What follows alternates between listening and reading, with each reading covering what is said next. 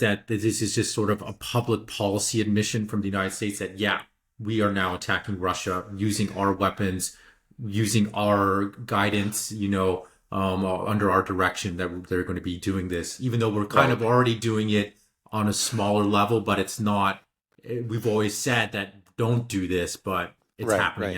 Like anyways. every time, like the Ukrainians would do it, there would be a leak to the New York Times, for example, in which would say, "Oh, we're very upset that the Ukrainians did this."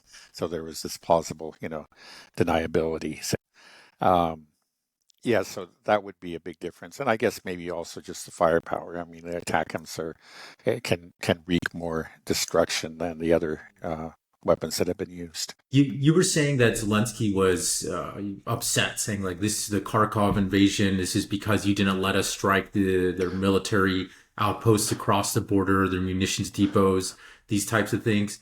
But they've been striking using artillery shells like these vampire missiles, like you Right, said, to hit civilian targets. Why right, were they never right. targeting the military targets? It Yeah, seems like that's they a very good use question. Right.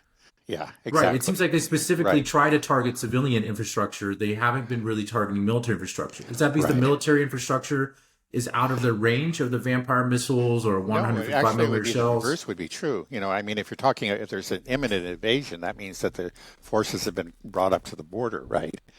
They're going to be even in closer range. Belgorod is not very far from the border, but it's certainly farther away from where, these troops were massed prior to the invasion or the incursion. Then Um, why yeah, not well, target that's them? a good. Yeah, well, that's a good question. I mean, and why didn't they build any fortifications, right? One thing they said later is they says, well, we couldn't because we was too close to the border and they were firing upon it. There actually has been video that came out very recently showing the Russians actually setting up, digging, trenches, setting up fortifications very close to the current, line of contact.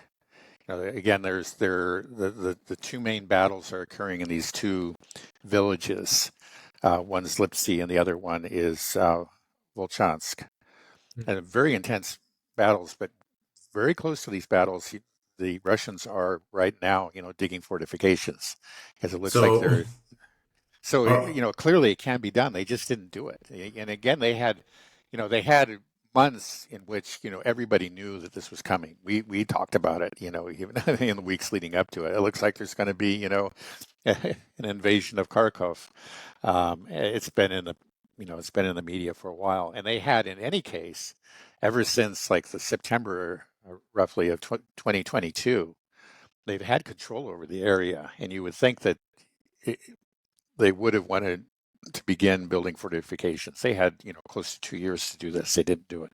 So it's a combination of incompetence and corruption and just madness. Like you say, these civilian attacks, they don't make any sense. It's just pure viciousness. Let's be honest. I mean, these strikes against, civilian targets, both in Belgorod, but also, in the Donetsk, the shelling of Donetsk city. You're complaining about your lack of shells or HIMARS and whatever, and you strike, you strike a kindergarten or a market or whatever, and you do it again and again. It's not a mistake.